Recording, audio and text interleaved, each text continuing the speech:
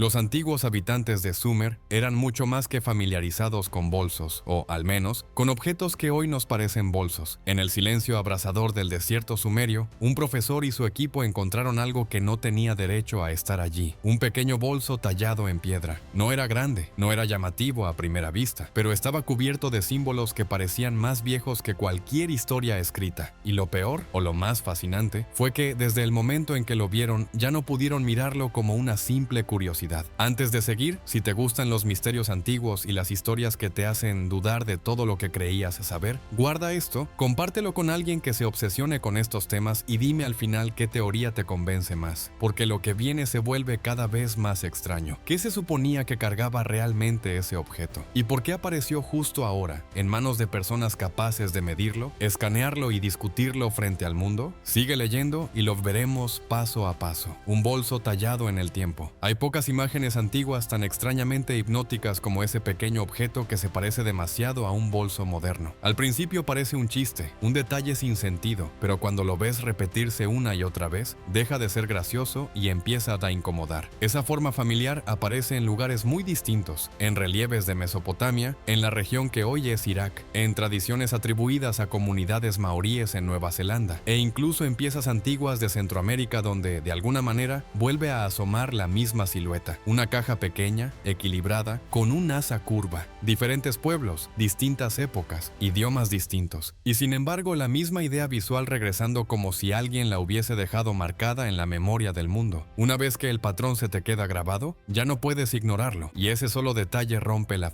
explicación más cómoda, la coincidencia pura. Si fuese un capricho artístico, ¿por qué sobreviviría miles de años? ¿Por qué viajaría en forma de símbolo por tantos lugares? La pregunta se vuelve insistente, como un sonido bajo que no se apaga. ¿Qué tenía ese objeto para atrapar la atención de tantas personas antiguas? Siempre construido con el mismo peso visual, con el mismo equilibrio, como si no pudiera hacerse de otro modo. Esa pregunta dejó de ser lejana bajo el calor brutal del desierto iraquí. Cerca de las ruinas de la antigua ciudad de Uruk, la excavación había empezado como casi todas. Fragmentos de cerámica, piedras gastadas por el tiempo, tablillas rotas, restos típicos de una civilización enterrada. El sol caía a plomo y el polvo se metía en todo. Y entonces ocurrió el golpe. Mike Adams, un arqueólogo nuevo en el equipo, llegado desde Oregón, sintió el impacto cuando su pala chocó contra algo sólido. La vibración le subió por los brazos. No era una roca cualquiera. Aquello tenía una resistencia distinta, como si alguien lo hubiese trabajado con intención. Con cuidado comenzaron a retirar tierra, a limpiar, y una forma definida empezó a aparecer. Un rectángulo pulido, y arriba un asa curva perfecta. Mike se quedó sin aire, no por el calor, sino por esa certeza instantánea y absurda. Parecía un bolso de piedra, enterrado como si alguien lo hubiera guardado para que nadie lo viera. Hasta ahora, la superficie no solo estaba pulida, estaba decorada. A medida que la tierra se desprendía, aparecieron patrones geométricos delicados, líneas que se entrelazaban con una precisión casi inquietante. No parecían simples adornos, eran demasiado exactos, demasiado medidos. Espirales que seguían proporciones perfectas, ángulos que parecían calculados con una intención matemática. A pesar de haber permanecido enterrado durante siglos, quizá milenios, la piedra conservaba un brillo tenue, como si el tiempo no hubiera logrado apagarlo del todo. Mike sintió algo difícil de describir. No era miedo exactamente, era una sensación más extraña, la impresión de que el objeto no solo había sido encontrado, sino que había esperado ser encontrado. Llamó de inmediato a la directora de la excavación, la doctora Asha Neifer. Cuando ella lo sostuvo entre sus manos enguantadas, su expresión cambió. Lo que hasta ese momento era una jornada rutinaria, se convirtió en silencio absoluto, porque esa forma no era desconocida. Durante décadas, los académicos habían observado representaciones casi idénticas en relieves antiguos de Mesopotamia. Figuras aladas, reyes, seres míticos, todos sosteniendo ese mismo objeto con la misma postura precisa. Algunos investigadores los habían llamado recipientes ceremoniales, otros los describían como cubos rituales, y medio en broma, medio en serio, había quienes los apodaban los bolsos de los dioses, pero siempre habían sido eso, imágenes talladas en piedra, representaciones simbólicas. Nadie había sostenido uno real, hasta ahora. La doctora Neifer giró el objeto con cuidado. No había juntas visibles, no había bisagras, estaba tallado en una sola pieza de roca extremadamente dura, y sin embargo la forma del asa no parecía meramente decorativa, tenía equilibrio, tenía intención, como si hubiera sido diseñada para ser transportada. Lo que hacía todo aún más inquietante era la coincidencia coincidencia con una anotación olvidada. Meses antes, revisando archivos digitalizados del Museo Británico, Mike había encontrado una referencia breve en el diario de un arqueólogo de principios del siglo XX, Leonard Woolley. En una página casi ilegible se mencionaba un hallazgo extraño cerca de Ur, un bolso de Dios, que fue rápidamente descartado como falsificación. No se describía en detalle, no había fotografías, solo la nota, y luego silencio. En ese momento Mike lo consideró una curiosidad, sin importancia. Ahora esa anotación parecía una advertencia que nadie había entendido. Mientras el equipo limpiaba el área alrededor del hallazgo, descubrieron que el objeto no estaba aislado al azar. Estaba colocado cuidadosamente entre capas que databan de finales del cuarto milenio antes de nuestra era, posiblemente incluso anteriores. Eso implicaba que había sido enterrado con intención, no perdido accidentalmente. La pregunta dejó de ser ¿qué es? Y pasó a ser ¿quién lo puso aquí y para quién? Algunos miembros del equipo intentaron mantener la calma académica. Tal vez era un objeto ceremonial único, tal vez perteneció a un templo, tal vez nunca contuvo nada en absoluto, pero la frecuencia con la que esa forma aparecía en la iconografía antigua volvía difícil aceptar que fuera un simple recipiente. En relieves asirios de alrededor del primer milenio antes de nuestra era, figuras protectoras sostienen ese mismo bolso en una mano y un cono en la otra, como si participaran en un ritual. En pilares mucho más antiguos, en Göbekli Tepe, fechados aproximadamente en el 10º milenio antes de nuestra era, aparecen formas casi idénticas talladas en lo alto de enormes columnas de piedra, la misma silueta, separada por miles de años. Eso ya no era curioso, era perturbador. El descubrimiento comenzó a atraer miradas que iban más allá del equipo original. Las fotografías circularon primero en círculos académicos cerrados, pero el simple perfil del objeto, esa silueta demasiado familiar, despertó discusiones intensas. ¿Cómo podía una forma tan específica repetirse durante milenios sin que nadie hubiera cuestionado seriamente su significado? Mientras tanto, el bolso de piedra fue trasladado a una carpa protegida del sol. Allí comenzaron los primeros análisis formales. Se tomaron muestras microscópicas de la superficie, se realizaron escaneos tridimensionales y pruebas preliminares de composición. En un inicio, varios especialistas pensaron que podría tratarse de diorita, una roca volcánica extremadamente dura utilizada con frecuencia en la escultura mesopotámica. Era la explicación lógica, la explicación segura, pero la lógica empezó a resquebrajarse. Los escáneres portátiles revelaron algo inesperado en la composición mineral. Había una presencia dominante de dióxido de silicio, sí, pero acompañada de trazas de elementos poco habituales en la geología local. No eran imposibles, pero su combinación resultaba extraña, como si la piedra hubiera sido traída desde un lugar lejano, o alterada de alguna manera deliberada. Nadie habló aún de nada extraordinario, pero el ambiente en la carpa había cambiado. Las tallas externas comenzaron a estudiarse con más detalle. Lo que a simple vista parecía decoración empezó a mostrar una estructura matemática subyacente. Las espirales seguían proporciones que recordaban a la llamada proporción áurea. Los patrones, repetitivos, encajaban en diseños que parecían anticipar conceptos de simetría avanzada. No eran líneas improvisadas por un artesano distraído. Había intención, había cálculo, y en la base, casi imperceptibles, aparecieron símbolos. No eran exactamente cuneiformes. Se parecían, pero no coincidían con ningún sistema registrado. Los especialistas en lenguas antiguas compararon las marcas con las primeras formas de escritura sumeria del cuarto milenio antes de nuestra era, pero algo no encajaba. Las formas eran más primitivas y al mismo tiempo más organizadas. Fue entonces cuando llamaron al doctor Hassan al-Mahmud. Su nombre era respetado en el estudio de lenguas mesopotámicas. Había dedicado más de 40 años a descifrar tablillas fragmentadas, textos legales erosionados, himnos incompletos. Si alguien podía decir si aquellas marcas eran escritura o simple ornamentación, era él. Cuando llegó al sitio, el calor no pareció afectarlo. Su atención estaba completamente fijada en el objeto. Lo observó largo rato antes de tocarlo. No habló durante varios minutos. Luego pidió silencio absoluto. Durante 3 días casi no salió de la carpa. Utilizó lupas de aumento extremo, fotografías ampliadas digitalmente y comparó cada símbolo con bases de datos de signos protocuneiformes. Dormía poco, apenas comía. Lo que finalmente dijo dejó al equipo inmóvil. No era cuneiforme, era algo anterior. Según su análisis preliminar, el sistema de signos podía situarse al menos 500 años antes de las primeras tablillas conocidas de escritura sumeria. Eso empujaría el origen de la escritura organizada más atrás de lo aceptado hasta ahora. Pero no fue solo la antigüedad lo que inquietó a Hassan, fue el contenido. Afirmó poder interpretar cerca del 70% del texto. Las frases hablaban de instructores que enseñaron a las primeras comunidades humanas, no como dioses exigentes, sino como guías. Se mencionaban fusionaban la agricultura, el cálculo numérico, la observación del cielo, el trabajo del metal, la sanación con plantas, el diseño de construcciones y la codificación de palabras. No se describía el nacimiento de la civilización como un accidente, sino como un proceso guiado, y en una sección particularmente inquietante, el texto sugería que ese conocimiento no se transmitía solo de boca en boca o en tablillas, sino que se preservaba en contenedores preparados para resistir el paso del tiempo. Contenedores como aquel, el bolso dejó de parecer decorativo, se transformó en algo mucho más extraño, un posible depósito. Dentro del equipo surgió un debate inmediato. Si el objeto estaba sellado, y todo indicaba que lo estaba, abrirlo implicaba riesgos. Podría dañarse irreversiblemente, podría no contener nada en absoluto, o podría contener algo imposible de ignorar. La doctora Kneifer dudaba. Su deber era proteger el hallazgo, pero Hassan sostenía otra postura. Si el texto era auténtico, el objeto había sido creado para ser comprendido por una generación futura capaz de descifrarlo. Tal vez esa generación era la suya. Comenzaron entonces a estudiar la superficie como si se tratara de un mecanismo, no de una escultura. El examen dejó de centrarse solo en la composición y pasó a la estructura. Bajo luz rasante, los patrones externos parecían ligeramente distintos según el ángulo. Algunos surcos eran más profundos, otros casi imperceptibles, formaban líneas que conectaban puntos específicos del asa con zonas del cuerpo rectangular. No parecían adornos al azar, parecían un sistema. Fue entonces cuando se incorporó la doctora Yuki Tanaka, especialista en materiales y microtensiones estructurales. Si el objeto era macizo, como parecía, no podía abrirse, pero si había una cavidad interna, debía existir una manera de acceder a ella sin fracturar la pieza. Se realizaron escaneos de ultrasonido y modelado tridimensional avanzado. Los resultados mostraron algo desconcertante. El interior no era completamente sólido. Había una distribución irregular de densidades, como si en el centro existiera un espacio cuidadosamente aislado. Pero no había bisagras, no había uniones visibles, ninguna línea de corte. La única posibilidad era que el mecanismo estuviera oculto en el patrón exterior. Durante días, el equipo analizó cada intersección geométrica. Yuki sugirió que ciertos puntos podían funcionar como zonas de presión, no como botones modernos, sino como regiones donde una fuerza mínima aplicada en la secuencia correcta podría liberar tensiones internas. Era una hipótesis arriesgada. No podían golpearlo, no podían perforarlo, solo podían intentar comprenderlo. Se diseñó un procedimiento lento y medido. Brazos mecánicos aplicaron presiones microscópicas en puntos señalados por el modelo digital. Sensores registraban vibraciones imperceptibles al oído humano. Al principio no ocurrió nada. Luego, tras ajustar la secuencia, primero el extremo izquierdo del asa, luego una espiral central, después un punto casi invisible en la base, el objeto respondió. Fue apenas un murmullo, un zumbido bajo que recorrió la piedra como si despertara algo dormido. Todos se quedaron inmóviles. Un leve chasquido rompió el silencio, y entonces apareció una línea fina, casi invisible, que recorría el contorno superior. No era una grieta, era una separación limpia. Lentamente, como si obedeciera a una decisión interna, la parte superior comenzó a elevarse. El bolso se abrió. Nadie habló. En el interior, encajados con precisión absoluta en canales tallados, había 7 cilindros. No eran de piedra, eran translúcidos. Su superficie reflejaba la luz con un brillo tenue y cambiante. No parecían cristal común ni cuarzo natural. Tenían una textura suave, casi orgánica, pero estructuralmente uniforme. Cada cilindro estaba marcado con símbolos diminutos, granos estilizados, estrellas, herramientas, estructuras arquitectónicas, líneas que recordaban escritura comprimida. El silencio en la sala era total. Yuki fue la primera en reaccionar. Sus instrumentos detectaban algo más que simple materia inerte. Había una emisión estable, una señal leve pero constante que no correspondía a procesos químicos ordinarios. No era radiactividad peligrosa, era algo más sutil, como si el material respondiera a la energía circundante. Nadie tocó los cilindros con las manos. Fueron extraídos con soportes especiales y colocados bajo escáneres de espectro completo. Las imágenes internas revelaron patrones microscópicos organizados en capas. No eran vetas naturales, eran estructuras deliberadas, parecían información. Cuando ampliaron una de las capas internas, lo que apareció dejó a Hassan sin palabras. Dentro del cilindro, comprimidas en estructuras minúsculas, había secuencias simbólicas organizadas en bloques. No era decoración, era un sistema de almacenamiento. La noticia se filtró inevitablemente. En cuestión de semanas, se estableció un laboratorio de alta seguridad en Bagdad. Especialistas en física, lingüística, biología, astronomía y ciencias de materiales comenzaron a trabajar en conjunto. Lo que habían abierto no parecía un simple objeto ritual. El primer cilindro que lograron interpretar parcialmente estaba relacionado relacionado con la agricultura. Detallaba técnicas avanzadas de rotación de cultivos, sistemas de irrigación diseñados para preservar suelos durante generaciones, métodos de selección de semillas resistentes a climas variables. El segundo se centraba en matemáticas y observación celeste. Incluía registros de movimientos planetarios con una precisión que superaba lo atribuido a las primeras civilizaciones conocidas. El tercero describía preparados medicinales a partir de plantas específicas, con dosis exactas y procesos de fermentación controlada. Algunas fórmulas coincidían con compuestos que la ciencia moderna había redescubierto apenas en las últimas décadas. Cada cilindro abordaba un pilar fundamental: metalurgia, arquitectura, lenguaje estructurado, organización social. No eran recetas aisladas, era un programa coherente. La implicación era inquietante. Alguien, en un momento profundamente antiguo, había decidido encapsular los fundamentos de la civilización y preservarlos para un futuro incierto. Y ahora ese futuro estaba mirando hacia atrás. Mientras más analizaban el contenido, más surgía una pregunta difícil de evitar. Si esto existía, ¿cuánto más podría estar enterrado? A medida que avanzaban los estudios, la sensación inicial de asombro dio paso a algo más profundo: vértigo. No solo estaban frente ahora a un objeto antiguo, estaban frente a una intención antigua. Los 7 cilindros no parecían una colección aleatoria de conocimientos, formaban un sistema: agricultura para sostener la vida, matemáticas para medir y construir, astronomía para comprender el tiempo, metalurgia para transformar la materia, medicina para preservar el cuerpo, arquitectura para organizar el espacio, lenguaje para transmitirlo todo. Era como si alguien hubiera identificado los pilares mínimos necesarios para que una sociedad no solo naciera, sino sobreviviera. Los debates se intensificaron. Algunos investigadores defendían una explicación prudente. Tal vez se trataba de una obra excepcional dentro de una cultura avanzada que todavía no comprendíamos del todo. Otros, más cautelosos, recordaban que la arqueología está llena de malinterpretaciones iniciales que luego encuentran explicaciones simples, pero ninguno podía negar un hecho: el diseño era deliberado. Mientras tanto, nuevas excavaciones alrededor del punto del hallazgo revelaron restos que no encajaban fácilmente en la cronología aceptada. Fragmentos de estructuras subterráneas, herramientas con desgaste inusual, bloques de piedra alineados bajo capas que parecían anteriores a las Teatri a las Queles.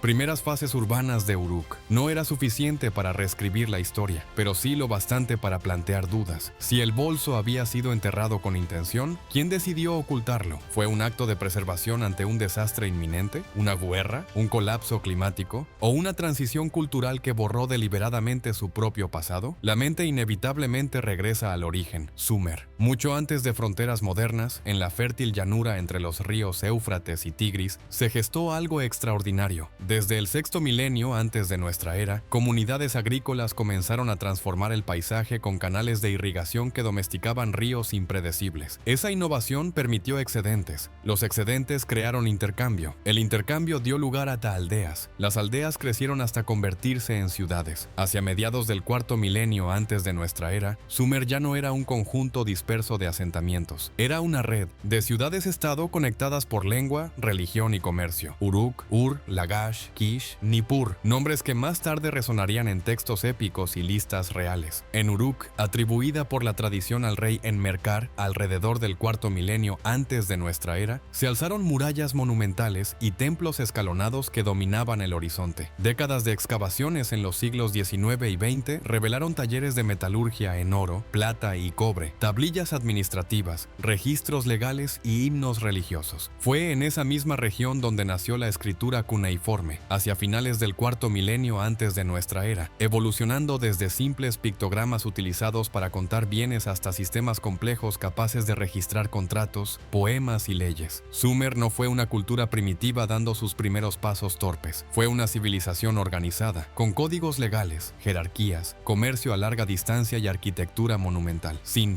embargo, también fue una civilización que declinó. Con el paso de los siglos, conflictos, fusiones culturales y cambios políticos transformaron su identidad. Sus logros quedaron enterrados bajo arena y olvido hasta que arqueólogos del siglo XIX los sacaron a la luz. Ahora, el bolso parecía sugerir algo más, que incluso antes del Sumer que conocemos, pudo existir otra fase de conocimiento, tal vez menos visible, tal vez deliberadamente borrada. La posibilidad no se anunció en conferencias públicas, permaneció en discusiones cerradas, limitadas. La ciencia exige cautela. Las afirmaciones extraordinarias requieren pruebas extraordinarias. Pero en privado, algunos comenzaban a preguntarse si la historia humana podría no ser una línea ascendente simple, sino un ciclo de acumulación, pérdida y recuperación. Mike Adams evitaba las cámaras. Insistía en que él solo había golpeado una piedra, pero en cierto modo ese golpe había abierto una grieta conceptual, porque si el conocimiento puede ser encapsulado y enterrado, también puede perderse por completo. Cada vez que un cilindro revelaba un nuevo fragmento, una técnica de aleación resistente a la corrosión, una proporción arquitectónica diseñada para soportar terremotos, un método de conservación de semillas para climas extremos, la pregunta se hacía más fuerte. ¿Y si no estamos descubriendo el comienzo de la civilización, sino una segunda oportunidad? Quizá el bolso no era un misterio sobrenatural, tal vez era algo más inquietante, la evidencia de que la humanidad ya había aprendido ciertas lecciones y las olvidó. Y si eso es posible, entonces la pregunta final no es solo quién lo creó, es si sabremos conservarlo esta vez. Las semanas se convirtieron en meses. El entusiasmo inicial dio paso a una rutina intensa de análisis, revisión y discusión. Cada cilindro era estudiado capa por capa, como si se tratara de una biblioteca comprimida en silencio durante milenios. Lo que más desconcertaba no era solo el contenido, sino la coherencia interna. No había contradicciones, no había fragmentos inconexos, todo parecía formar parte de un diseño integral, como un manual destinado no a un individuo, sino a una sociedad completa. Uno de los descubrimientos más perturbadores surgió al correlacionar la información astronómica con modelos modernos. Las posiciones estelares descritas correspondían con configuraciones del cielo observables hace miles de años, pero también incluían ciclos largos que solo pueden detectarse tras generaciones de registro sistemático. Eso implicaba continuidad, transmisión intergeneracional o una comprensión sorprendentemente avanzada del movimiento celeste. En paralelo, el estudio del cilindro dedicado a la arquitectura reveló proporciones estructurales diseñadas para optimizar resistencia y estabilidad en zonas sísmicas. Algunas fórmulas coincidían con principios que la ingeniería contemporánea formalizó apenas en los siglos recientes. No eran mágicas, eran prácticas, racionales, eficientes. Nada en los cilindros hablaba de poder sobrenatural, hablaba de supervivencia. Esa fue, quizás, la conclusión más inquietante. El bolso no parecía ser un objeto religioso destinado a rituales misteriosos. Parecía un intento deliberado de preservar conocimiento esencial frente a un riesgo concreto. ¿Pero qué riesgo? Los registros históricos muestran que la región mesopotámica experimentó cambios climáticos severos a lo largo de milenios. Periodos de sequía prolongada alteraron patrones agrícolas. Conflictos entre ciudades debilitaron estructuras políticas. Migraciones reconfiguraron poblaciones enteras. Las civilizaciones no colapsan por una sola causa, colapsan por acumulación de tensiones. Si un grupo anticipó un colapso ambiental, social o militar, tendría sentido intentar asegurar que lo aprendido no desapareciera con él. El problema es que no existe evidencia clara de una cultura previa a Sumer que poseyera ese nivel de sistematización, al menos no en el registro aceptado. Eso generó dos corrientes de pensamiento dentro del equipo. La primera sostenía que el bolso pertenecía a una fase temprana sumeria aún poco documentada, tal vez un experimento de archivo ceremonial. La segunda era más radical, que pudo existir un núcleo de conocimiento anterior cuya memoria fue absorbida por las culturas posteriores hasta volverse indistinguible. Hassan insistía en cautela. El entusiasmo es enemigo de la precisión, repetía con frecuencia. Sin embargo, incluso él admitía que la estructura lingüística del texto no encajaba perfectamente en la evolución lineal conocida del proto-cuneiforme. Mientras tanto, nuevas prospecciones alrededor del sitio original detectaron anomalías subterráneas, no grandes templos ni ciudades ocultas, sino cámaras pequeñas, cuidadosamente selladas, algunas vacías, otras colapsadas por el tiempo. Aún no habían encontrado otro bolso, pero la posibilidad ya no parecía fantasía. La narrativa histórica tradicional presenta la civilización como una progresión acumulativa. Cada generación construye sobre la anterior. Sin embargo, el bolso sugería un modelo diferente, un modelo en el que el conocimiento puede concentrarse, almacenarse y bajo ciertas circunstancias ser olvidado durante siglos hasta que alguien lo desentierra por accidente. Quizá la pregunta no es si hubo una civilización perdida en el sentido romántico del término. Quizá la verdadera cuestión es más sobria. ¿Cuántas veces hemos estado al borde de perder lo esencial? Sumer floreció durante más de 2000 años. Sus ciudades-estado compitieron, comerciaron, guerrearon y crearon. Sus sigurats se elevaron sobre la llanura. Sus escribas registraron contratos y poemas. Luego vinieron los acadios, los babilonios, los asirios. Cada cultura heredó, adaptó y transformó. Pero incluso incluso las herencias se distorsionan con el tiempo. Si el bolso fue enterrado deliberadamente, pudo haber sido un intento consciente de reducir la distorsión, de entregar no solo historias, sino fundamentos verificables. Hoy, en un mundo igualmente frágil frente a crisis climáticas, tensiones geopolíticas y sobrecarga informativa, el simbolismo es difícil de ignorar. 7 cilindros, 7 pilares, no una profecía, no un mito, un recordatorio. Y la pregunta final, inevitable, vuelve a aparecer. Si alguien hace miles de años decidió preservar lo esencial por temor a perderlo todo, ¿qué deberíamos estar preservando nosotros ahora? Después de meses de análisis, debates y noches sin dormir, el bolso ya no era solo una anomalía arqueológica, tampoco era una prueba definitiva de una civilización imposible. Era algo más complejo y quizá más poderoso. Una evidencia de intención de preservar, intención de enseñar, intención de resistir al olvido. Con el tiempo, el